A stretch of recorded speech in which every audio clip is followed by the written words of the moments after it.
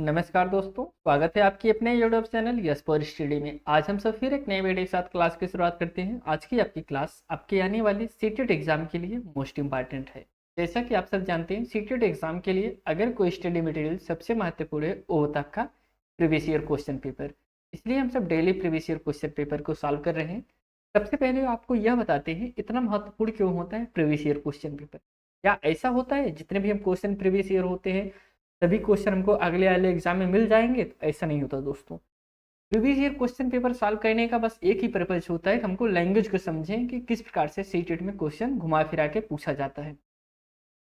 जो सीटेट का एग्जाम होता है दोस्तों, वह कंसेप्चुअल बेस पे होता है। इसमें जो क्वेश्चन पूछे जाते हैं तर्क आधारित होते हैं।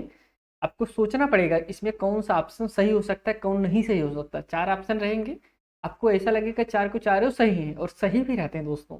ऐसा नहीं कि चारों सही नहीं रहते, सही भी रहते हैं, लेकिन वहां पे आपको समझना पड़ेगा चारों ऑप्शन में कौन सबसे ज्यादा सही है, वही आपका राइट आंसर होगा। इसमें अगर आप सोचें हम क्वेश्चन को रट के पास हो जाएं, आप रट के पास नहीं हो सकते हैं। जैसे और एग्जाम होते हैं, जैसे टेट होता है, अगर आप टेट को रट के पास रट लें आप पास हो सकते हैं, लेकिन सीटेट में आप रट के पास नहीं हो सकते। उसमें आपको कंसेप्ट समझना पड़ेगा, तभी आप पास हो सकते हैं। इसलिए अब ज़्यादा से ज़्यादा प्रीवियस ईयर पे क्वेश्चन पेपर को सॉल्व करिए और उसकी लैंग्वेज के समझने का प्रयास करिए, कैसे घुमा फिरा के पूछा जाता है। आज जो पेपर हम सब सॉल्व करेंगे वह सीटेट पेपर 1 है दोस्तों, जो कि 6 फरवरी 2023 में जो सीटेट का एग्जाम हुआ था, इसी दिन यह क्वेश्चन पेपर पूछा गया था। इसमें हम सब मैथ और पेडागोजी के जो 30 क्वेश्चन होते हैं वही 30 क्वेश्चन कवर करेंगे, और एकदम विस्तार पूर्वक से कवर करेंगे दोस्तों। एकदम बेसिक से हर एक क्वेश्चन को एकदम डिटेल वाइज समझेंगे, ताकि अगर आप यह क्लास देख रहे हैं तो फिर आपको ऐसा 30 क्वेश्चन हम सब सॉल्व करेंगे, आप 25, 27, 28 क्वेश्चन सही करेंगे दोस्तों। इस हिसाब से हम सब सॉल्व करेंगे, ऐसे ऐसे तरीके बताएंगे कि आप बहुत कम समय में किसी क्वेश्चन का बहुत आसानी से आंसर दे पाएं। दोस्तों, अगर आप इस चैनल पर नहीं हैं तो चैनल को जरूर सब्सक्राइब करिए और अपने दोस्तों के साथ भी जरूर शेयर करिए। यह चैनल आप सबके लिए सब सब्जेक्ट की थ्योरी क्लासें उपलब्ध करा रहा है, जो सबसे महत्वपूर्ण है प्रीवियस ईयर क्वेश्चन पेपर 2011 से लेकर अब तक। आप यहाँ पे देख भी रहे होंगे जितने भी प्रीवियस ईयर क्वेश्चन पेपर हुए सभी सॉल्व कराया जा रहा है। आइए दोस्तों, हम सब आगे बढ़ते हैं और क्लास की शुरुआत करते हैं। पहला जो क्वेश्चन पूछा गया है, यहाँ पे कह रहे हैं 2/7 प्लस 7/2 बराबर है, किसके बराबर है दोस्तों? इसको देखिए, सॉल्व करने का तरीका है, पहले अगर हम इसमें हर को बराबर कर लेते हैं, ऊपर वाले को अंश कहा जाता है, नीचे वाले को हर कहा जाता है। अगर इसे हम बराबर करेंगे 2/7 प्लस 7/, इसे बराबर करने के लिए आप इसे त्रिज्या का गुणा कर दीजिए, इसमें इसमें इसमें इसमें, और इसका इसमें कर देते हैं। 7 दूनी 14 हो जाएगा और 2 दूनी 4। हम यहाँ पे लिख सकते हैं 2 दूनी 4 हो गया, और 7 सते 49 प्लस 49। अब हम हर बराबर कर लिए, 7 दूनी 14 कर दिए तो हर बराबर हो गया। अब आप इसे जोड़ के भाग दे देंगे, जो आएगा वही आपका राइट आंसर हो जाएगा। 49 में दोस्तों आप 4 जोड़ेंगे तो 53 हो गया। यहाँ पे लिख सकते हैं 53/14। अब 14 से भाग देंगे तो पूरा तो कटेगा नहीं, लिखिए कितना कटता है। देखिए 14 चौको 56, यहाँ पे 56 चला जाएगा तो फिर 53 से ज्यादा हो जा रहा है। हमको इतना जाना है कि 53 के समकक्ष से 53 तक पहुंच जाए। 14 तिरक 42, हम 3 बार ले जाएंगे तो यह 14 तिरक 42 हो गया। अब 42 में क्योंकि यह 53 है, 11 हमको शेष बच रहा है, तो हम लिख सकते हैं 3/11, 11 3 सही 11/14। अब देखिए अगर आप इसके सॉल्व करेंगे तो कितना आएगा? यही आएगा दोस्तों, 53/14 ही आएगा।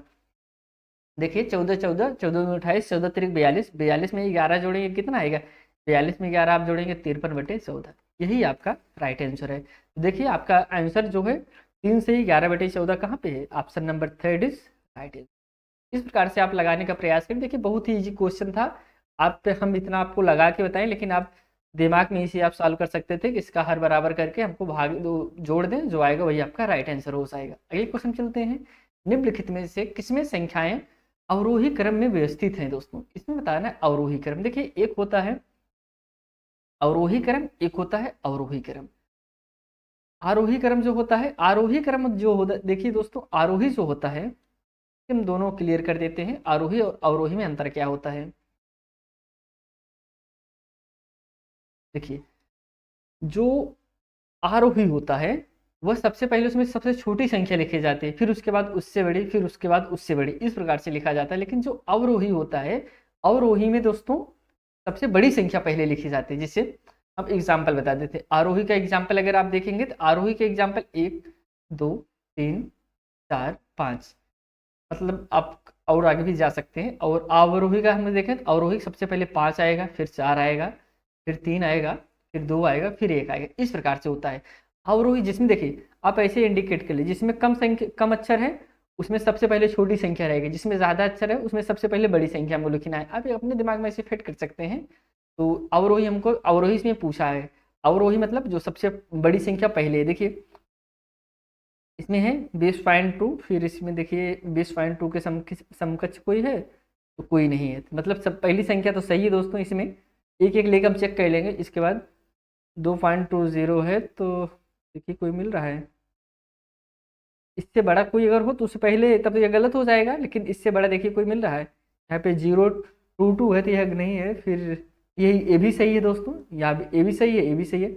इसके बाद है 2.022 है। तो अब देखिए इससे और अगर बड़ा होगा तो पहले आ जाएगा, अगर इससे कोई छोटा है तब तो ठीक है। तो आप यहाँ पे देखेंगे इससे बड़ा यहाँ पे देखिए कोई नहीं है, क्योंकि यहाँ पे देखिए 0.22 है, इसलिए ये भी सही है। इसके बाद है 2.02, और यहाँ पे देखिए 2.002, यह भी छोटा है इससे, तो यह भी पहले रहेगा, यह भी सिक्वेंस सही मैच कर रहा है पहला। उसके बाद है 2.002, यह भी सही है। इसके बाद लास्ट है, तो पहला ही ऑप्शन आपका सही हो गया दोस्तों। देखिए अब तीनों मिलाना ही नहीं, मतलब पहला ही आपका सही हो जाएगा। इसमें आपका पहला इज राइट आंसर। आप इसमें समझने का जो प्रयास करिए, आरोही मतलब क्या होता है और अवरोही मतलब क्या होता है। आरोही मतलब बढ़ते हुए क्रम में, अवरोही मतलब घटते हुए क्रम में। अगले क्वेश्चन बढ़ते हैं। 4, 5 और 6 के सबसे छोटे सर्वगुणज और 5, 6, 10 के सबसे छोटे सर्वगुणज का अंतर आपको बताना है। अब देखिए अगर हमको सॉल्व करना है तो हम तुरंत सॉल्व करके आपका आंसर बता सकते हैं, लेकिन हमको आपको बताना पड़ेगा कि आप कैसे ऐसे क्वेश्चन को सॉल्व करिए। आप इसका एलसीएम निकाल लीजिए, एलसीएम जो आए उसका अंतर निकाल लीजिए, राइट आंसर हो जाएगा। एलसीएम आपको कितना निकालना है, 4, 5, 6 का एलसीएम निकालना है। इसे हम एलसीएम इस प्रकार निकाल सकते हैं। पहले 2 से करते हैं, 2 दूनी 4, फिर 5 हो गया, 2 तिहाई 6। फिर इसके बाद देखिए अब कोई संख्या कटेगी, कोई संख्या कट नहीं रही है। अगर कट नहीं रही तो आप सीधा सीधा इसका गुणा करके निकाल लीजिए एलसीएम। 5 तिहाई 15, 15 दूना 30, 30 दूना 60, आप कहेंगे 60 आ गया। इसके बाद हमको 5, 6 और 10 का निकालना है। अब हमको 5, 6 और 10 का एलसीएम निकालना है। 5, 6, देखिए एक तरीका आपको हम और बताते हैं और जल्दी एलसीएम निकालने का, पहले इसे निकाल के बता देते हैं। 5 से पहले 5 से ही काट दे रहे हैं, 5 एक नम 5, यहाँ पे 6 आ गया, 5 दूनी 10। अब देखिए 2 से कट जाएगा, 2 यहाँ पे 1 ही है, 2 तिहाई 6, 2 के नम, अब कोई कट नहीं रहा। यहाँ पे 3 है, 3 दूनी 6, और यहाँ पे 5 छक 30, तो यहाँ पे हमको 30 आ गया, ये इसका एलसीएम। और यहाँ पे 60 है, यहाँ पे 30 है, अंतर कितना आ रहा है, अंतर इसका 30 आ रहा है। 30 किस ऑप्शन में है, 30 आपका फर्स्ट ही ऑप्शन में है, first is correct answer. Next question बढ़ते हैं। कह रहे हैं 5 अंकों वाली सबसे छोटी संख्या और 3 अंकों वाली सबसे बड़ी संख्या का अंतर बताइए। देखिए आपको पता होगा 5 अंकों की सबसे छोटी संख्या है, आप पे 1 लिखिए, 1 के बाद 4 जीरो बढ़ा दीजिए, यह 5 अंकों की सबसे छोटी संख्या है। अगर इसमें आप एक भी संख्या जोड़ेंगे तो बड़ी संख्या बन जाएगी, अगर एक भी संख्या कम करेंगे यह 4 अंकों की सबसे बड़ी संख्या बन जाएगी। देखिए 1, 2, 3, 4, 5, ये 5 अंकों की सबसे छोटी संख्या हो गया। हमको 3 अंकों की सबसे बड़ी संख्या का अंतर बताना है। 3 अंकों की सबसे बड़ी संख्या क्या होती है दोस्तों, 999। आप यहाँ पे लिख दीजिए 999, आप इसे माइनस कर दीजिए, माइनस करेंगे जो आएगा वही आपका राइट आंसर हो जाएगा। यहाँ पे 10 बचा, 10 में से 9 1 हो गया, यहाँ पे 9 में से 9 जीरो, 9 में से 9 जीरो, यहाँ पे 9 बचा, 9001 किस में मिल रहा है दोस्तों, option third is right answer. बहुत ही इजी क्वेश्चन थे दोस्तों, बस आप लगाने का प्रयास करिए। अगला जो क्वेश्चन है कह रहे हैं 27,777 प्राप्त करने के लिए हमको 7,777, 7,707 और 7,007 के योगफल में क्या जोड़ना होगा, क्या प्राप्त करना है हमको, जोड़ना है दोस्तों, प्राप्त करना 27,777 प्राप्त करना है। हमारे पास कुछ संख्याएं दी गई हैं, आप इसे सबसे पहले जोड़ लीजिए।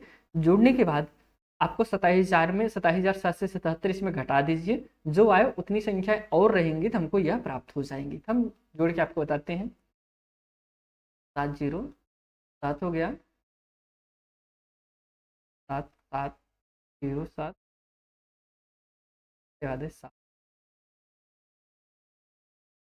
अब इसे हम जोड़ लेते हैं, 7 14 21, 21 में एक आ गया, हासिल 2 हो गया, 7 है, 7 2 9 यहाँ पे हो गया, यहाँ पे 7 हो गया, 7 7 14 7 3 21, हमारे पास कितना आ गया, हमारे पास आ गया 21,791 आ गया।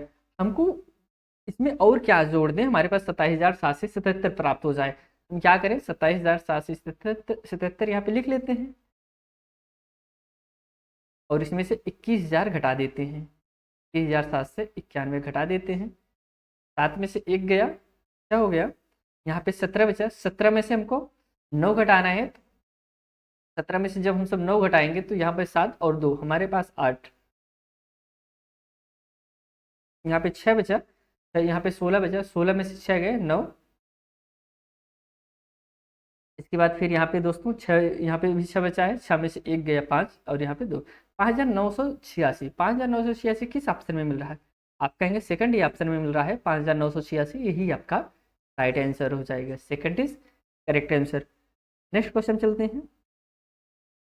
किसी विद्यालय में 3 से 20 विद्यार्थी हैं जिनमें एक चौथाई लड़कियां हैं और शेष लड़के हैं। लड़कों की संख्या 2/3 खिलाड़ी हैं, तो जो खिलाड़ी नहीं है उन लड़कों की संख्या बताइए। देखिए ऐसे क्वेश्चन बहुत ही सरल क्वेश्चन होते हैं, बस बच्चे क्वेश्चन को पढ़ के कंफ्यूज हो जाते हैं इसमें पूछा क्या जा रहा है। टोटल बच्चों की संख्या कितना है, 3 से 20 है। अगर टोटल बच्चों की संख्या 3 से 20 है, इसमें से एक चौथाई लड़कियां हैं, सबसे पहले इसका एक चौथाई निकाल लेते हैं, 3 से 20 गुणे एक चौथाई।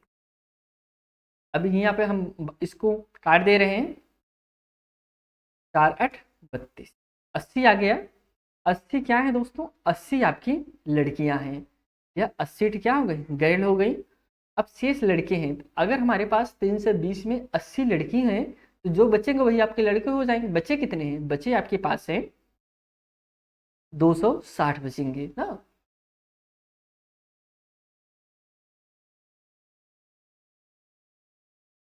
नहीं दोस्तों 200, हाँ यहाँ पे 80 है ना, था 240, 240 बच्चे, 240 क्या है, 240 हमारे पास बॉय हैं, 80 लड़कियां हो गई और 240 हमको लड़की हो गई। अब हमको निकालना क्या है, आगे कह रहे हैं लड़कों की संख्या के 2/3 खिलाड़ी हैं, किसके दोस्तों, 240 का 2/3, 240 गुणे 2/3 कितना है, 2/3 आपकी हैं, 2/3 खिलाड़ी हैं। बाकी जो खिलाड़ी नहीं है उनकी संख्या आपको बताना है। सबसे पहले आप इसे काट दीजिए, 3 8 24 हो गया, यहाँ पे 80 बचा, 80 में आप इसके 2 से गुणा कर दीजिए, जो आएंगे वो आपके वही आपका राइट आंसर हो जाएगा। तो इसमें हम 8 दूनी 16, 1 से 60, यहाँ पे 80 है ना, 80 में 2 का गुणा करेंगे तो 1 से 60, यही आपका राइट आंसर हो जाएगा। 1 से 60 किस ऑप्शन में है, आप देखेंगे 1 से 60, देखिए यहाँ पूछ क्या रहा है, जो खिलाड़ी नहीं है उन लड़कों की संख्या बताइए। यह 1 से 60 क्या है, ये 1 से 60 खिलाड़ी हैं। अब कितने खिलाड़ी नहीं है, कितना खिलाड़ी नहीं है, 240 में से 1 से 60 घटा देंगे तब आपका राइट आंसर आएगा। यहाँ पे हम सब 240 माइनस 1 से 60 घटा दीजिए, 0, यहाँ पे 14 बजा, 14 में से 6 गए 8, यहाँ पे कट गया, फिर 80, 80 आपका राइट आंसर हो जाएगा। देखिए मैथ का सवाल जो होता है वो पूछ क्या रहा है, ये चीज़ आपको जरूर ध्यान देना चाहिए। हमको पूछ रहा है कि जो लड़के कुछ नहीं है, खिलाड़ी नहीं है लेकिन लड़के हैं, उनकी हमको संख्या बताना है। लड़कियों की संख्या 80 है, खिलाड़ियों की संख्या लड़कों खिलाड़ियों की संख्या 1 से 60 है, 80 है लड़के जो हैं, खिलाड़ी नहीं है। ऑप्शन इसमें फर्स्ट सही होगा दोस्तों। नेक्स्ट क्वेश्चन चलते हैं। एक टैक्सी का मीटर पहले 2 किलोमीटर की यात्रा के लिए 40 का भाड़ा दिखाता है और उसके बाद प्रति किलोमीटर की यात्रा के लिए 15 का भाड़ा दिखाता है। मोहन ने अपने घर से अपने ऑफिस की यात्रा के लिए 1 से 90 किराया दिया, उसके घर से ऑफिस की दूरी कितनी है दोस्तों। टोटल किराया दिया कितना गया, 1 से 90 दिया गया। अब देखिए 2 किलोमीटर का भाड़ा कितना हो गया, 40 हो गया, तो हमको इसमें 90 में से पहले 140 आप घटा ही दीजिए, तो हमको सीधा सीधा पहले पता कर लेते हैं। जैसे 2 किलोमीटर का भाड़ा कितना होता है, 40 रुपये शुरुआत में, स्टार्ट में यहाँ पे। तो हमको पहले हम टोटल फेयर हमारा लगा कितना, 1 से 90 रुपये लगा है। हमको इसमें से पहले 40 निकाल कर 2 किलोमीटर का बराबर कर देते हैं। 40 आप निकाल दीजिए, 40 आप निकाल देंगे तो हमारे पास 1.5 से बचेगा, 1.5 से बचा। अब हमारे पास 1.5 से बचा है कि जो कि अब जितना दूरी चला गया है उसका भाड़ा कितना, रेट कितना था, 15 रुपये रात प्रति 1 किलोमीटर की यात्रा के लिए कितना रुपये लिया गया, 15 रुपये लिया गया। हमको इसमें 15 से भाग दे दे, 15 एक नम 15, कितना आया, 10 आया। हमारे पास 10 किलोमीटर आया, जो कि आप उसके घर से ऑफिस तक चली गई दूरी है, क्योंकि हमने 2 किलोमीटर पहले ही निकाल दिया था। 2 किलोमीटर अगर इसमें हम प्लस कर देंगे तो हमारे पास कितना आ गया, 12 किलोमीटर। 12 किलोमीटर किस ऑप्शन में है, आप कहेंगे 12 किलोमीटर जो है आपके फर्स्ट ही ऑप्शन में है, तो option first is correct answer. अगला क्वेश्चन है, एक बाल्टी 2/7 भाग में पानी है, बाल्टी के ऊपर तक पानी भरने के लिए 15 लीटर पानी की आवश्यकता है, बाल्टी की धारिता क्या है। देखिए धारिता ज्ञात करने के लिए हमको क्या करना पड़ेगा, कह रहे हैं एक बाल्टी है जो कि 2/7 भाग पानी से भरी हुई है, भाग में पानी है, कितना है दोस्तों, 2 टोटल उसमें रहना कितना चाहिए था, 7, और भरा कितना है, 2। तो इसके बाद कह रहे हैं कि बाल्टी के ऊपर तक पानी भरने के लिए 15 लीटर पानी की आवश्यकता है, इसकी धारिता आपको बताना है। इसे हम सॉल्व कर आपको बताते हैं।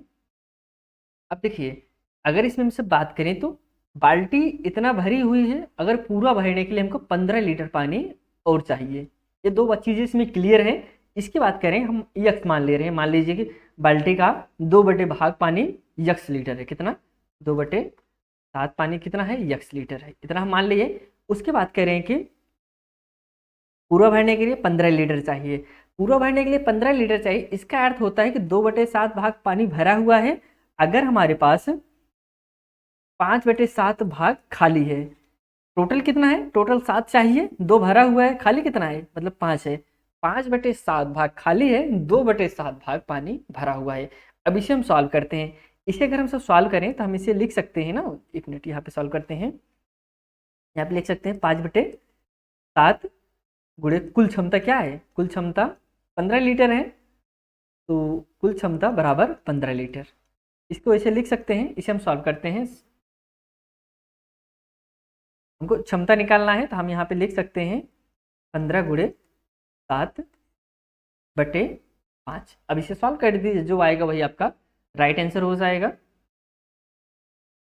हम यहाँ पे काट देते हैं, 5×15 और यहाँ पे इसे गुणा कर दीजिए, 7×21, 21 कहीं पे है, देखिए ऑप्शन फर्स्ट में ही मैच करा, तो option first is correct answer. अगले क्वेश्चन बढ़ते हैं। एक रेलगाड़ी स्टेशन ए से 17:40 पे चलती है तथा स्टेशन बी पर उसी दिन 22:15 पर पहुंचती है, रेलगाड़ी द्वारा यात्रा में लगा समय आपको बताना है। कितने बजे जा रही है दोस्तों, वो 17 बजे जा रही है, कितने, 17:40 पे निकल रही है, और उसी दिन, जब उसी दिन जा रही है तो फिर उसमें दिन का मैटर है नहीं, तो 22/15 पे वह पहुंच रही है। उनको समय बताना है कितना समय लगा पहुंचने में। आप क्या करिए, इसका अंतर निकाल लीजिए। अंतर निकालने के लिए अब इसमें से घटा दीजिए, अंतर आ जाएगा। देखिए अंतर और घटाना दोनों चीज़ अलग अलग होता है, एक चीज़ आप जानते रहिए, अगर इसे हम घटाना पूछ दें, यहाँ पे अगर घटाना पूछते इसका आंसर माइनस में आएगा, अगर इसके अंतर पूछे तो अंतर मतलब होता है हर समय से बड़ी में छोटी संख्या घटाया जाए। अभी आपके दिमाग में एक क्वेश्चन आता होगा कि अंतर घटाना तो अभी तक हम जान रहे थे एक ही होता है, लेकिन अलग कैसे होता है उसे आपको बताते हैं। देखिए जो अंतर का चिन्ह होता है वो ऐसे होता है, जो घटाने का चिन्ह होता है वो ऐसे होता है। तो देखिए अगर हम आपसे कहें कि 2 और 3 का आप अंतर बताइए, 2 और 3 का आप अंतर बताइए, 2 और 3 के 2 और 5 का बताइए तो थोड़ा सा ज़्यादा क्लियर होगा। 2 और 5 का अंतर आपका 3 होगा, और 2 और 5 का घटाइए तब क्या आएगा, आप कहेंगे -3। आप यहाँ पे समझ गए होंगे। दो अगर हम पूछते हैं 2 और 5 का आप अंतर बताइए तो आप कहेंगे इसका आंसर 3 आएगा, जो कि पॉजिटिव में है। और अगर कहें 2 और 3 घटाइए तो आप कहेंगे, 2 और 5 घटाइए तो आप कहेंगे यह इसका आंसर -3 आएगा। यहाँ पे आई होप आप क्लियर हो गए होंगे अंतर और घटाने का अंतर मतलब क्या होता है। ये चीज़ आप जानते रहिए, वही छोटी चीज़ है लेकिन कभी कभी दिक्कत कर जाती है। अंतर पूछ लिया है, घटाना पूछ लिया, घटाना पूछना है, पूछ रहा है तो हमको जो संख्या दी रहती है हमको उसी में से घटाना रहता है, इससे अलग से हमको आगे पीछे नहीं कर सकते। लेकिन अंतर पूछा है तो हमको बड़ी संख्या में से छोटी संख्या घटाना है। तो यहाँ पे क्या पूछा है, यहाँ पे रेलगाड़ी द्वारा यात्रा में लगा समय बताना है। अगर हमको समय बताना है तो हम बड़ी संख्या में से छोटी संख्या घटा दे रहे हैं, जो आएगा वही आपका राइट आंसर हो जाएगा। 15 तो 17, 17:40 है ना, हाँ 17:40 पे निकल रही है। अब इसे हम घटाते हैं। देखिए आप कहेंगे 15 में से इसे घटेगा नहीं, हमको यहाँ से एक कैरी ले लेंगे। देखिए यहाँ पे यह घंटे में है, यह मिनट में है।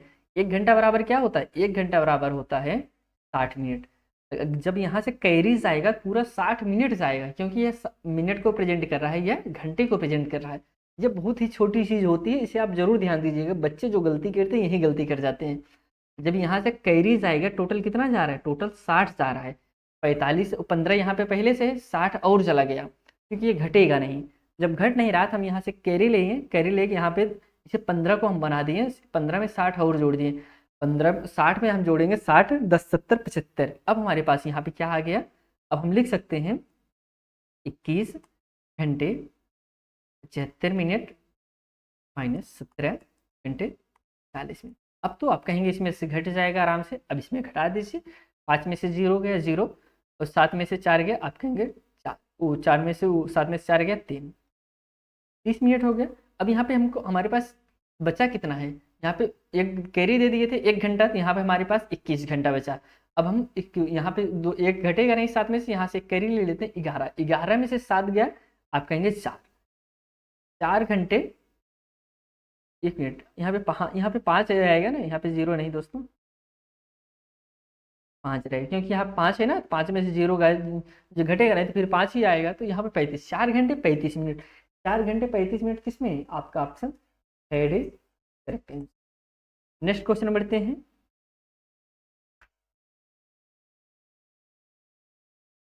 अगला जो क्वेश्चन है, एक 90 सेंटीमीटर लंबी तार को मोड़कर एक आयत के रूप दिया जाता है। यदि आयत की चौड़ाई 15 सेंटीमीटर है तो इसका क्षेत्रफल क्या बताना है। देखिए क्षेत्रफल हमको निकालने के लिए आप जानते होंगे, अगर किसी चीज़ का हमको क्षेत्रफल निकालना है, क्षेत्रफल का जो फार्मूला होता है वह होता है लंबाई गुणे चौड़ाई। हमको लिखना है लंबाई गुणे, ये फार्मूला होता है। क्योंकि हमारे पास चौड़ाई ही है, क्या है हमको, हमारे पास चौड़ाई ही है, लंबाई तो हमको पता नहीं है। तो हमको पहले क्या निकालना पड़ेगा, पहले हम लंबाई निकालें, फिर इसमें यही फार्मूला में सेट कर देंगे, जो आएगा वही आपका राइट आंसर हो जाएगा। चलिए हम सबसे पहले इसकी लंबाई को निकालते हैं। देखिए इसमें दिया है एक तार है, इसे मोड़कर क्या बनाया जाता है, लंबाई तौर का आयत बनाया जाता है, आयत बनाया जा रहा है। आयत जानते हैं, आयत यही होता है ना, ये आपका आयत कहा जाएगा। इसकी चौड़ाई, यह भाग कितना है दोस्तों, इसकी चौड़ाई और लंबाई, हमको लंबाई पूछा है, 1 मिनट, 15 इसका 15 सेंटीमीटर दिया है, तो हमारे पास 15 सेंटीमीटर इसकी चौड़ाई ज्ञात है। लंबाई हम निकाल लेते हैं। देखिए सबसे पहले आप परिमाप निकालते हैं। परिमाप निकालने के लिए फार्मूला क्या है, 2 गुणे लंबाई प्लस चौड़ाई, ये परिमाप का फार्मूला होता है। चलिए हम इसे फिट करते हैं, क्योंकि हमको पता है कितना है, 90 सेंटीमीटर है। 90 सेंटीमीटर लंबा तार है, उसी को मोड़ के तो आयत बनाया जा रहा है, तो हम इसे यहाँ पे लिखते हैं 90 सेंटीमीटर बराबर 2 गुणे लंबाई हमको ज्ञात नहीं है, लंबाई को हम ऐसे इंडिकेट कर दें, लेकिन हमको चौड़ाई पता है कितना है, 15 सेंटीमीटर है। यहाँ तक तो कोई दिक्कत नहीं हुआ होगा, आगे हम सॉल्व करते हैं।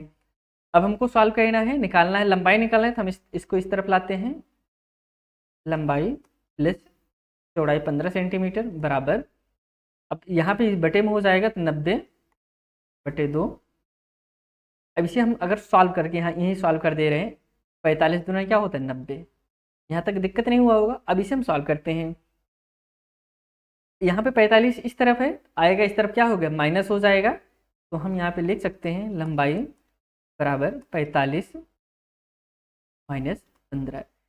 अब हमको 45 में से 15 घटाते हैं, 45 में से जब 15 घटाएंगे तो हमको लंबाई निकल के क्या मिल जाएगा, लंबाई हमको निकल के मिल जाएगा 30 सेंटीमीटर। दोस्तों कोई दिक्कत नहीं होगा इतना सॉल्व करने में। अब हम इसी फार्मूले में फिट कर देते हैं, जो आएगा वही आपका राइट आंसर होगा। हमको क्षेत्रफल पूछा है, तो क्षेत्रफल बराबर क्या होता है, क्षेत्रफल बराबर होता है लंबाई गुणे चौड़ाई। तो लंबाई क्या है, लंबाई हमारे पास 3 सेंटीमीटर आ गया, और चौड़ाई हमारे पास पहले से दिया था 15 सेंटीमीटर। अब इसे जब सॉल्व करेंगे तो हमारे पास राइट आंसर क्या आ जाएगा, 4 से 50 centimetre. Option second is right answer. अगले क्वेश्चन चलते हैं। 4 और 2/3 समकोण में डिग्रियों की संख्या 395 से कितनी अधिक है। देखिए सबसे पहले आप समझिए समकोण की बात किया गया है। समकोण मतलब होता क्या है, समकोण मतलब होता है 90 अंश बराबर समकोण होता है ना। इस चीज आप जानते रहिए। देखिए इसी से हम अभी क्वेश्चन को सॉल्व करते हैं। यहाँ करें 4 और 2/3, सबसे पहले हम 4 को निकालते हैं। अब एक समकोण बराबर क्या होता है, एक समकोण बराबर 90 डिग्री होता है, 90 अंश हो रहा है एक समकोण, क्या हो रहा है 90। हमको निकालना है कितना है, 4 समकोण बराबर। हम लिख देंगे 4 गुणे 90। अगर इसे हम गुणा करते हैं 9 चौक 36, कितना हो गया 3 से 60। अब हम 3 से 60 है, ये तो आ गया, ये 4 समकोण का आ गया। हमको 2/3 समकोण की डिग्रियों की संख्या भी निकालना है। 2/3 डिग्रियों की संख्या कैसे निकालेंगे, 2/3 एक समकोण बराबर कितना होता है 90। हमको 2/3 निकालना है, 2/3 गुणे, अब इसे सॉल्व करेंगे, 3 त्रिक 9, 3 त्रिक 9, 30 आ गया। यहाँ पे कितना, यह 2 है, 2 का गुणा हो जाएगा, 3 दूनी 6, कितना आ गया 60 आ गया। अब हमारे पास 60 आया और ये 90 आया, हमको 60 और 90 में जोड़ देंगे, 60 और 3 से 60 में हम जोड़ देते हैं इसको। तो यहाँ पे हम जब 60 में जोड़ेंगे, 6 6 0 6 0 0 0 आ गया, 6 6 12 के 2 हाथ लगा 1 और 3 1 4, 4 से 20 आ गया। अब यहाँ पे 4 से 20 आ गया, पूछ रहा है 3 से 95 से कितना ज़्यादा है। तो हमको 3 से 95 से इसमें से माइनस कर दीजिए। 3 से 95 से माइनस करेंगे तो यहाँ 10, 10 में से 5 गया 5, यहाँ 11 बचा, 11 में से एक कैरी गया, यहाँ पे एक बचा है, एक कैरी गया, 11 बन गया, 11 में से 9 गया, 9 2 11, यहाँ पे चूंकि 3 बच गया था, यहाँ पे 3 से 3 पूरा कट गया और आपका राइट आंसर हो जाएगा ऑप्शन नंबर 25। किस में आ रहा है 25, आपका fourth option is correct answer. अगले क्वेश्चन बढ़ते हैं। निम्न गुणों वाली आकृतियों की पहचान कीजिए। इसकी 4 भुजाएं हैं, यह एक बंधाकृति है, इसके सम्मुख भुजाएं बराबर और समांतर हैं, इसके सभी कोण 90 अंश है। कहने इसमें 4 भुजाएं हैं, 4 भुजाएं हैं, ठीक है 4 भुजाएं हमने बना दिया। देखिए ये एक बंद आकृति है, हम बंद भी कर दिए। इसकी सम्मुख भुजाएं आप बराबर और समांतर है, यह कह रहे हैं सब आगे की सामने सामने की भुजा बराबर है, इसके सभी कोण 90 अंश है, यह भी फॉलो हमने इसमें कर दिया। हमने जितने भी इसमें कथन दिए गए थे उसे हम अप्लाई कर दिए। अब करें यह केवल आयत है, आयत तो है, केवल वर्ग है। अब वर्ग भी तो हो सकता है दोस्तों, आमने सामने की भुजा बराबर होती है, सब कोण 90 अंश होता है, वर्ग भी तो फॉलो कर रहा है। अगर आप इसे आयत कह सकते हैं, वर्ग भी कह सकते हैं। ऐसा तो कहा नहीं है कि एक भुजा छोटी है एक भुजा बड़ी है, ऐसा तो कुछ कहा नहीं। आमने सामने की भुजाएं लंबाई बड़ी है चौड़ाई कम है, ऐसा कुछ बोला नहीं गया है। आयत या वर्ग है, फॉलो कर रहे हैं। समचतुर्भुज तो होगा नहीं, ऑप्शन यही थर्ड ऑप्शन है इज करेक्ट आंसर। देखिए जो जो कहा जाए उसे आप अप्लाई करते जाइए, आपको आंसर लास्ट में ऑटोमेटिक मिल जाएगा, कुछ कहना नहीं रहेगा। अगले क्वेश्चन बढ़ते हैं। 25 विद्यार्थियों द्वारा गणित में प्राप्तांक नीचे दिए गए हैं। ये 25 विद्यार्थी हैं टोटल जो कि गणित में नंबर पाए हैं। 32 और 42 के बीच अंक प्राप्त करने वाले विद्यार्थियों की संख्या आपको बताना है। देखिए 32 और 42 के बीच बताना है। देखिए इसमें से 2 क्वेश्चन बन सकते हैं। एक तो पूछता 32 और 42 तक पाने वाले अंकों की संख्या बताइए, विद्यार्थियों की संख्या बताइए। इसमें 20 बताना है आपको, 32 को नहीं लेना है और 42 को भी नहीं लेना है, इसके 20 आपको बताना है। जैसे 33 हो और 41 हो, यहाँ तक आप ले सकते हैं, 33 से लेकर 41 तक ले सकते हैं। अगर ऐसा पूछा जाता 32 से लेकर 42 तक पाने वालों की संख्या बताइए, तब अलग आंसर होता, लेकिन हमको इसके बीच में बताना है। देखिए यहाँ पे क्लियर किया गया ना, 32 और 42 को छोड़कर बताना, उसके बीच में जो संख्याएं हैं। चलिए 36 पहला हो गया, हमको 42 तक ही जाना था। 34 हो गया, 2 हो गया, 35 हो गया, 3 हो गया, 39 हो गया, 4 5 6 7 8, ये हम 42 है ना, हम इसे छोड़ देंगे यार। 9 10 11 पे 12, 12 किस ऑप्शन में, 12 आपका सेकंड ऑप्शन में है, और तो यही आपका 12 ही दोस्तों राइट आंसर हो जाएगा। Second is answer. देखिए क्वेश्चन पूछ क्या रहा है उस पर आपको ध्यान देना होगा। देखिए यहाँ पे 42 दिया गया था ना, अगर आप इसे गिन लेते कि 42 पूछ तो रहा है 42 में, लेकिन हमको 42 के 20 बताना है, मतलब 42 के पहले आपको बताना था। Option second is answer. अगला क्वेश्चन है, निम्न तालिका में एक विक्रेता द्वारा 6 दिनों में बेचे गए कंप्यूटरों की संख्या को प्रदर्शित करता है।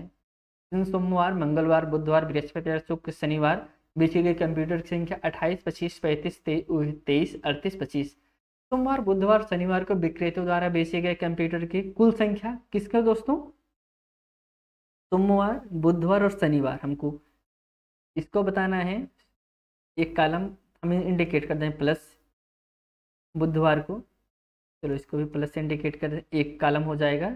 इसको भी विक्रेता द्वारा बेचे गए कंप्यूटर की कुल संख्या तथा मंगलवार, इसे हम गोले से इंडिकेट कर दे रहे हैं, मंगलवार, बृहस्पतिवार और शुक्रवार बेचे गए कंप्यूटर की कुल संख्या का अंतर बताना है। अंतर निकालने के लिए आप इसका इसका जोड़ दीजिए, इसका इसका जोड़ के इसमें दोनों आपस में घटा दीजिए। चलिए हम जोड़ते हैं। पहले हम यहाँ पे 8 है, यहाँ पे लिख लेते हैं दोस्तों, जो हम सोमवार और बुधवार और शनिवार के हैं। 28 है, फिर 37 है, के बाद 25, इसे हम प्लस करते हैं। 8 5 13 हो गया, 13 7 20, 20 में से 0 हासिल लगा आपका पास 2, 2 2 ने 4, 4 3 7, 7 8 1 9, यह 90 हो गया। कितने कंप्यूटर बेचे गए? 90 बेचे गए। अब हम निकालते हैं दोस्तों अगले दिन का। मंगलवार का 25 है, उसके बाद 23 है, 38 है। हम जोड़ लेते हैं। 5 3 8, 8 8 16, 6 हासिल लगा 1, 2 2 4, 4 3 7 1 8, 86 है। अब हमको इसका अंतर निकालना है। अब कहेंगे यहाँ 90 है, यहाँ पे 86 है, अंतर कितना है? अंतर 4 आ रहा है। अब देखिए सारा किस ऑप्शन में है? ऑप्शन 4 मैच कर रहा है कि नहीं कर रहा है? तो आप कहेंगे ऑप्शन 4 मैच कर रहा है। Option 4 is option second is right answer, जो कि 4 है। यहाँ पे आप अगले क्वेश्चन बढ़ते हैं। निम्न पैटर्न का अवलोकन कीजिए। 1 बराबर 1 है, 3 प्लस 5 बराबर 8 है, 7 प्लस 9 प्लस 11 बराबर 27 है, 13 प्लस 15 बराबर प्लस 17 प्लस 19 बराबर 64 है। यह क्वेश्चन को आपको कहना होगा। हम पूरा तरीका आपको बताते हैं इसमें किया क्या है, क्योंकि इसमें कैलकुलेशन है और मैथ ऐसा सब्जेक्ट है जिसमें आप खुद से करेंगे तभी सीख पाएंगे। हम आपको रटा के नहीं पढ़ा पाएंगे। हम आपको रटा दें, सोचें कि आप रट ले पास हो जाएं, तो ऐसा नहीं होगा।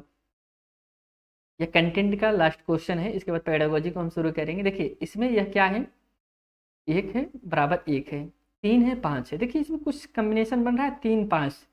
एक तो कहेंगे 3 5 आपका अभाज्य संख्या भी है, लेकिन उससे पहले सबसे छोटी अभाज्य संख्या क्या है? इसके बाद 7 है, 9 है। देखिए अगर अभाज्य संख्या का कम्बिनेशन हो रहा होता तो 9 फिर अभाज्य संख्या नहीं है। 9 का 3 से कट रहा है, अभाज्य का नहीं बन रहा है, ये सम का बन रहा है दोस्तों। सम और विषम का कम्बिनेशन बन रहा है। यह विषम, देखिए 3 आपका विषम हो गया, 5 भी विषम हो गया, 2 संख्या लिए गए, 1 3, 2 आपका सम हो जाता, 3 आपका विषम हो गया, 5 भी विषम हो गया। 5 के बाद अगली संख्या विषम क्या हो रही है? 7 हो रही है। उसके बाद 7 के बाद 9 हो रहा है, 9 के बाद 11 हो रहा है, 11 के बाद 12 तो होगा नहीं, 13 हो गया, 13 के बाद विषम क्या है? 14 तो होगा नहीं, 15 हो गया, 15 के बाद 17 हो गया, 17 के बाद 18 भी नहीं होगा, 19 हो गया। अब 19 के बाद अगली संख्या विषम क्या होगी? आप कहेंगे अगली संख्या विषम 21 होगी। 21 होगी। देखिए अब यहाँ पे एक से और आपको फॉलो करना होगा। पहली संख्या 1 है, उसके बाद 2 है, उसके बाद 3 है, उसके बाद 1 2 3 4, 4 है। अब हमको 5 विषम संख्याओं को जोड़ के बताना है। 5 विषम संख्याएं क्या होंगी? पहली हो गई 21 हो गई, 22 आपकी विषम नहीं है, फिर उसके बाद 23 हो गया, 24 नहीं होगा, उसके बाद आपका 25 क्या हो गया? विषम हो गया। 25 के बाद 26 नहीं होगा, उसके बाद 27 आपका विषम हो गया। 27 के बाद 28 आपका विषम नहीं होगा, 28 के बाद 29, 29 आपका क्या होगा? 29 आपका विषम होगा। अब इसी को जोड़ दीजिए, 5 संख्या होंगे ना, 1 2 3 4 5, इनको जोड़ दीजिए, जो आएगा वही आपका राइट आंसर होगा। अब आप इतना तो जोड़ ही सकते हैं, 3 1 4, 5 4 9, 9 1 10, 10 6 16, 16 यहाँ पे है ना 16, 16 4 20, 20 5 25, 25 की 5 हासिल लगा 2, 2 2 4, 4 2 6, 6 2 8, 8 2 10, 10 2 12। हमारे पास कितना आया? 1 से 25। 1 से 25 किस ऑप्शन में है? आप कहेंगे 1 से 25 आपका थर्ड ऑप्शन में है, तो आपका यही आंसर सही हो जाएगा। नेक्स्ट क्वेश्चन बढ़ते हैं। पेडागोजी के क्वेश्चन शुरू होते हैं। राष्ट्रीय पाठचर्या रूपरेखा 2005 के अनुसार गणित में शिक्षण अधिगम की मुख्य व्यवस्थागत समस्याओं में से एक पुष्टिकरण यह क्या दर्शाता है? ऑप्शन है पहला, उनकी क्षमताओं योग्यताओं के आधार पर यहाँ एक ही कक्षा के विद्यार्थियों का विभिन्न खंडों में व्यवस्थित रूप से विभाजन। दोस्तों क्या ऐसा बात करता है अनियंशिप कि खंडों में विभाजन करके बच्चों को पढ़ाएं? आप कहेंगे ऐसी बात नहीं करता है। यहाँ प्राथमिक विद्यालय में हाई स्कूल के गणित शिक्षकों के मध्य बहुत ही कम व्यवस्थित संवाद। इसके बाद है क्या दर्शाता है ना, पुष्टिकरण की बात करें। इसके बाद है यह स्कूली व्यवस्था के लिए सुव्यवस्थित रूप से विभिन्न स्तरों पर शिक्षकों की नियुक्ति होती है। थर्ड है, फोर्थ है, यहाँ विद्यालय और कॉलेज में गणित के पाठ्यक्रम में व्यवस्थित रूप से विभाजन। अब इसमें जो सही आंसर हो जाएगा 46 क्वेश्चन में आपका सेकंड ऑप्शन सही होगा। यहाँ प्राथमिक विद्यालय और हाई स्कूल गणित शिक्षकों में बहुत कम ही संवाद, व्यवस्थित संवाद है। Option second is right answer. अगला क्वेश्चन है निम्नलिखित में से कौन सा कथन गणित के में मानकीकृत, दोस्तों किसकी बात करें, मानकीकृत परीक्षाओं के लिए सर्वाधिक उपयुक्त है? दोस्तों पहला ऑप्शन है इनकी परीक्षाओं टेस्ट की वस्तुनिष्ठता उन्हें संदर्भात्मक बनाती है। सेकंड है इन परीक्षाओं टेस्ट को केवल कम आबादी पर ही संचालित कर सकते हैं। थर्ड है यह बहुत अधिक रूप से पक्षपाती हैं। लास्ट है यह बच्चे की क्षमता का समग्र चित्र प्रस्तुत नहीं करती हैं। मानकीकृत दोस्त ऑप्शन इसमें जो करेक्ट हो जाएगा ऑप्शन फोर्थ है, यह बच्चों की क्षमताओं का समग्र चित्र प्रस्तुत नहीं करते हैं। कौन दोस्तों? मानकीकृत। मानकीकृत आपका एक निगेटिव पॉइंट है, जिस भी ऑप्शन में आपका मानकीकृत आए वो ऑप्शन गलत होता है, इसलिए यही आपका फोर्थ ऑप्शन ही सही है। अगले क्वेश्चन बढ़ते हैं। एक बच्चा योग और घटाव के प्रश्न निम्नलिखित प्रकार से करता है। क्या कर रहा है दोस्तों? 6 - 3 = 4 है, 6 + 4 = 10 है, 2 + 7 = 9 है, 9 - 7 = 3 है। इस प्रकार से कर रहा है दोस्तों। वह 6 में से 3 किया, ऐसे मतलब गलत कर रहा है। उपयुक्त परिस्थितियों बच्चा निम्नलिखित में से किन अवधारणाओं का गलत तरीके से अनुप्रयोग कर रहा है? स्थानीय मान, समानुपातिक, पश्चगामी, पश्च गिनती करना, संख्या एवं संख्याओं का बोध। उस संख्या ऐसा कर बच्चा गलत कर रहा है, 6 - 4 = 10, 7 - 2 = 9 और 9 में से 7 गया, तो यह देखिए घटाना जोड़ में वही कर रहा है। तो इसमें क्या मतलब किस चीज़ पे वो फोकस कर रहा है? अब इसमें जो सही आंसर हो जाएगा वह दोस्तों पश्चगामी, पश्च गिनती करना, इन तरीकों का अनुप्रयोग कर रहा है। यही से दोस्तों ऑप्शन थर्ड इज करेक्ट। अगला क्वेश्चन है निम्नलिखित में से कौन सा गणित में आकलन के लिए सबसे कम प्रासंगिक है? अब जो ऑप्शन आपका गलत होगा वही आपको बताना है। पहला ऑप्शन है गणितीय दक्षता के पृथक संघटकों का परीक्षण कीजिए बजाय उसके महत्वपूर्ण मूल्यवान पहलुओं को। इसके बाद है जो महत्वपूर्ण हो उसे मापिए, उसे नहीं जो मापने में सरल हो। थर्ड है गणितीय समझ के आकलन में खुले सिरे वाले प्रश्न भी महत्वपूर्ण होते हैं। आकलन को शिक्षक और अधिगमकर्ताओं को प्रतिपुष्टि प्रदान नहीं करनी चाहिए।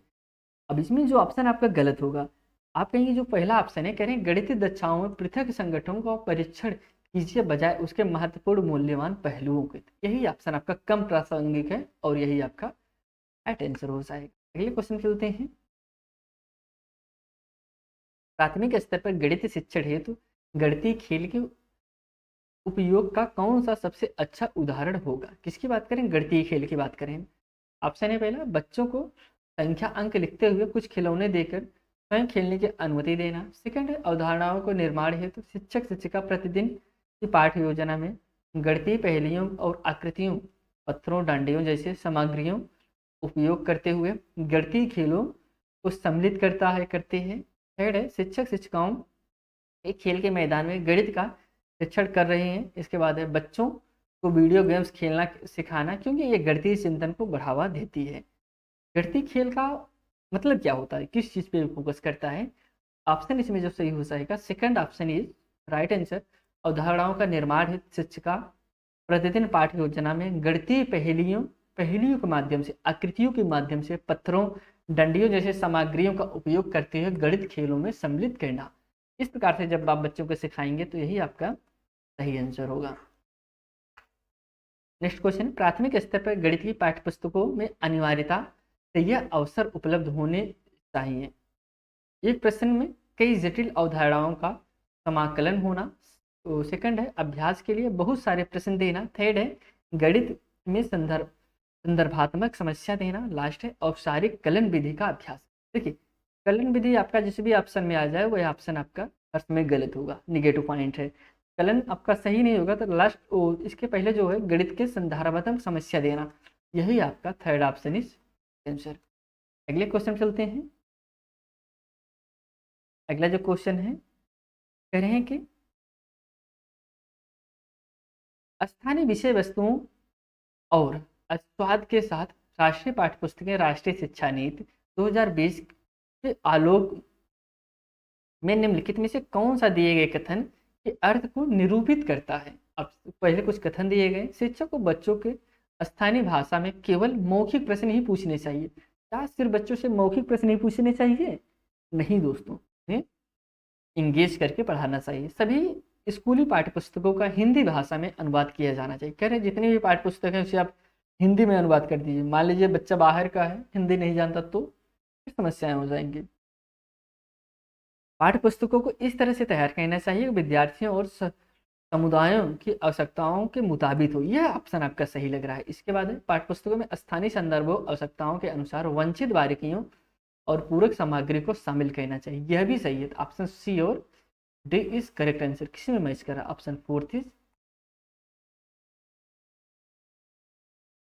कक्षा 5 का एक विद्यार्थी जब भिन्नों को 3/10, 7/10, 15/10 इत्यादि को दशमलव संख्याओं में बदलने के लिए कहा जाता है तो वह 3/10 बराबर 1.3, 7/10 को 1.7, फिर 15/10 को 2/5 लिखता है। इस गलत अवधारणा के लिए सबसे अच्छा स्पष्टीकरण इनमें से कौन सा होगा?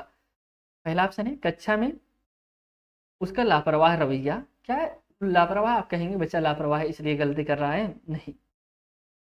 वह अंश और हर को जोड़कर दशमलव को प्राप्त संख्या के दो अंकों के बीचों बीच लगा रहा है। यही तो कर रहा है दोस्तों, वह संख्याओं को जोड़कर बीचों बीच लगा दे रहे। 10 3 13, 10 10 17 और 15 10 25, 25 में 0 बीच में लगा दे रहा है। यही चीज तो कर रहा है सेकंड वाला। अगला ऑप्शन देखते हैं। वह एक अलग अलग गिनती कलन विधि का कलन विधि तो मतलब ही नहीं है। वह गणित का डरा हुआ है तो वह डरा भी नहीं है। तो ऑप्शन सेकंड ऑप्शन इज। एक शेषफल सर्वदा भाजक से कम होता है। देखिए शेषफल जो होता है, जिस एग्जाम्पल आपको बताते हैं, पहले क्वेश्चन ही पढ़ते हैं। भाजक से कम होता है। प्राथमिक स्तर पर विद्यार्थियों की यह समझाने के लिए निम्नलिखित कौन से प्रणाली विधि सबसे उपयुक्त है? देखिए यहाँ पे भाजक है, एक होता है भाजक। यहाँ पे मान लीजिए हम 5 दे दे रहे हैं, यहाँ पे 17 दे दे रहे हैं। अब इसे आप करिए, यह हो गया क्या? यह हो गया भाजक, यह हो गया भाज्य, यह होता है भागफल, यह होता है शेष। अब कह रहे हैं पंक्तियाँ 15, 15 आया, 2 शेष बचे। पहला जो कह रहे हैं भाजक जो है, भाजक क्या है? भाजक आपका 5 है, कम होता है किससे? कम होता है शेषफल से। दोस्तों सही बात है, जो भाजक होता है वह हर समय शेषफल से कम होता है। ओ एक मिनट, शेषफल, सॉरी, शेषफल भाजक से कम होता है। यह शेषफल है, अगर यह भाजक से बड़ा रहेगा तो फिर वह भाग नहीं दे देगा। तो यह हर समय कम होता है भाजक से। शेषफल हर समय शेषफल कम होता है, ऐसे आप जानते रहिए। कौन सी उपयुक्त होगी? पहला ऑप्शन है हस्त कौशल सामग्री जैसे कंकड़ों, गेज, टोकनों इत्यादि का उपयोग भाज्य के रूप में करें, जिनको विभिन्न तरीकों को बराबर समूह में बांटें और विद्यार्थियों को वंचित संबंध स्थापित करने दें। तो इस प्रकार से आप कैसे बच्चों के समझाएंगे कौन सा ऑप्शन सही होगा, उसे आपको बताना है। सेकंड जो ऑप्शन है अलग अलग शेषफल मिलने पर आधारित विभाजन को केवल दो, देखिए केवल ऑप्शन आ गया, केवल आपका गलत हो जाएगा। सैंपल पर एक या दो विभाजनों को हल करें और वंचित संबंध दर्शाएं। तो आप यह भी आपका गलत हो जाएगा। आप सैंपल पे हल करके बताएंगे। संबंधों को प्रमाणित करने के लिए गुणन योग का उपयोग करें, यह भी नहीं। सही तरीका यही दोस्तों, यह तरीका करने से वह इंगेज हो रहा है, खुद के करके सीख ही रहा है। और उसी ऑप्शन को आपको कहना है सही, जो ऑप्शन में बच्चा खुद इंगेज होता है। इसी ऑप्शन में, फर्स्ट ऑप्शन में ही बच्चा इंगेज हो रहा है। First is correct answer. When हेले जामते चिंतन के सिद्धांत के अनुसार प्राथमिक कक्षा में बच्चों का दृश्यीकरण बुनियादी स्तर की अवधारणा के बारे में निम्नलिखित में से कौन सा कथन सत्य है? देखिए सबसे पहले वेन हेले को आप जानिए। वेन हेले ने जो बच्चों का चरण बताए थे, 6 चरण बताए थे। क्या चरण बताए थे? 5, 1 मिनट सॉरी, 5 चरण बताए थे और 4 स्तर बताए थे। यह जानते रहिए। इनके जो 4 स्तर थे, पहला स्तर था यही आपका दृश्यीकरण था, कोई चीज़ बच्चा देख कर सीखे। फिर उसके बाद विश्लेषण था, औपचारिक था, इस प्रकार से इनका चरण था। इसमें दृश्यीकरण की बात करें, दृश्यीकरण आपका पहला ही था। पहला मतलब दृश्यीकरण होता है जैसे जब बच्चा कोई चीज़ देख कर सीखे। देखिए दृश्यीकरण होता है, दृश्यीकरण मतलब जब बच्चा कोई चीज़ देख कर सीखे। कोई चीज़ जैसे वह ऐसे देखा ना, कोई चीज़ ऐसे देखा, खा ये तो बर्गर की तरह लग रहा है, सॉरी बर्गर तो गोला होता है, पिज्जा की तरह, कोई मतलब कोई चीज़ के चित्र को एक दूसरे से अटैच करके वह समझने का प्रयास करे, वही होता है दृश्यीकरण। तो कौन सा कथन सत्य है इसको बताना है। बच्चे ज्यामितीय आकृतियों को उनके गुणधर्मों के आधार पर पहचानने में सक्षम होते हैं। इस स्तर पर ज्यामितीय चिंतन प्रेमियों के निगमन से संबंधित होता है। बच्चे ज्यामितीय आकृतियों उनके स्वरूप दिखावट के आधार पर पहचानने में सक्षम होते हैं। देखिए हमने क्या बताया कि बच्चे चित्र को देखकर पहचान लेते हैं, किसमें? दृश्यीकरण में, विजुलेशन में। ऑप्शन इसमें आपका अभी तो थर्ड सही लग रहा है। इस स्तर पर जानते चिंतन समझाएंगे, ये तो नहीं, चिंतन मतलब इस ऑप्शन में नहीं हो। और एक चीज ऑप्शन दृश्यीकरण में बच्चा देख के कोई चीज समझने लगता है, तो यही ऑप्शन आपका थर्ड इज करेक्ट आंसर। अगले क्वेश्चन में बढ़ते हैं। राष्ट्र और बच्चों को श्रेष्ठ संभव भविष्य को सुनिश्चित करने के लिए राष्ट्रीय शिक्षा नीति यानी 2020 के अनुसार शिक्षकों की अभिप्रेरणा और उनका सशक्तिकरण जरूरी है। इस दृष्टि कथन को साकार करने के लिए सीपीडी सीपीडी जैसे अवसरों को आरंभ करने का सुझाव दिया गया। सीपीडी का अर्थ क्या है आपको बताइए? सेंट्रल प्रोफेशनल डेवलपमेंट, सेकंड है कोर प्रोफेशनल डेवलपमेंट, थर्ड है करिकुलर प्रोफेशनल डेवलपमेंट, लास्ट है कंटिन्यूअस प्रोफेशनल डेवलपमेंट। अब इसमें जो राइट आंसर हो जाएगा option fourth, continuous professional development. Four option is. अगला क्वेश्चन, मूल्यांकन विद्यार्थियों इस सामान्य और विशिष्ट अधिगम कठिनाइयों के निदान में और उसके अनुसार वो सारी शिक्षण की योजना बनाने में खाली जगह सहायता करता है। शिक्षकों को, माता पिता को, शिक्षक अधिकारियों को, स्कूल निरीक्षक को। इसको दोस्तों मूल्यांकन से किसका फायदा होता है? मूल्यांकन करने से दोस्तों ऑप्शन इसमें फर्स्ट है, शिक्षकों को। आप मूल्यांकन करेंगे किसी के बच्चे के बारे में तभी जान पाएंगे जब मूल्यांकन करेंगे बच्चा कैसा है कैसा नहीं है। Option first is answer. NCERT के अनुसार कक्षा 1 के विद्यार्थियों के लिए निम्नलिखित में से कौन सा एक अधिगम प्रतिफल नहीं है जो गलत है? 50 तक संख्याओं को पहचानना और लिखना, क्या यह है जो गलत होगा? पुनर्समूहीकरण को बिना 20 तक संख्याओं को जोड़ना घटाना, जोड़ की अवधारणा को गुणन तक विस्तारित करना, किसी 2 अंकी संख्याओं को अंक के स्थानीय मान का पहचान करना।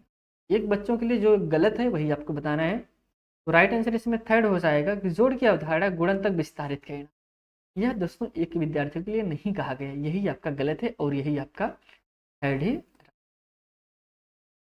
अगला क्वेश्चन है, कक्षा 5 की एक शिक्षक जोसेफ ने भिन्नों को दर्शाने के लिए एक वृत्त का चित्र बनाने और उसे छायांकित करने का क्रियाकलाप दिया। श्री जोसेफ ब्रूनर के अधिगम सिद्धांत के किस मोड प्रकार का उपयोग यहाँ कर रहे हैं? अमूर्त, दृश्यता, अभिप्रदर्शनम, सांकेतिक। इसमें जो प्रयोग किया जा रहा है ऑप्शन सेकंड, दृश्यमा पिता दोस्तों। ऑप्शन इसमें second is right answer, iconic. अगला क्वेश्चन है, निम्नलिखित से कौन सा कथन सत्य नहीं है? जो गलत है वही आपको बताना है। आकृतियों का परिमाप समान किंतु क्षेत्रफल भिन्न होता है। आकृतियों का क्षेत्रफल समान किंतु परिमाप भिन्न होता है। एक से अधिक आकृतियों का क्षेत्रफल एक समान हो सकता है। किसी आकृति को आयाम को जाने बिना उसके आयतन का अनुमान नहीं लगाया जा सकता। जो गलत है वही आपको बताना है। तो आप गलत इसमें क्या है? गलत यही है, किसी आकृति के आयाम को जाने बिना उसके आयतन का अनुमान नहीं लगाया जा सकता। ऑप्शन फोर्थ गलत है और आपका यही आपका राइट आंसर।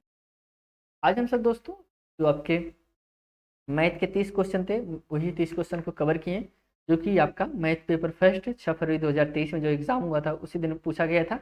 हम जब पीडीएफ या आपको प्रोवाइड कराएंगे दोस्तों तो इसमें आपका आंसर की भी दिया रहेगा ताकि आप अपना स्कोर जान सकें कि आप कितने सही कर रहे हैं। और यह पीडीएफ आपको टेलीग्राम चैनल @YES4STUDY 1 पे भेज दिया जाएगा। आप वहाँ पे आप यह टाइप करेंगे, आपको ग्रुप मिल जाएगा यस फॉर स्टडी। यहाँ पे करीब 9000 प्लस मेंबर हैं। आप इस ग्रुप में ज्वाइन हो जाइएगा, वहाँ पर आपको सभी क्लासों का पीडीएफ उपलब्ध है। आपको जिस भी क्लास का पीडीएफ चाहिए तो वहाँ पे आप इस पीडीएफ को डाउनलोड कर सकते हैं। अब दोस्तों इसी के साथ ये क्लास यहीं समाप्त करते हैं। आपसे हम एक और नए वीडियो में मिलेंगे, तब तक के लिए दोस्तों आप धन्यवाद।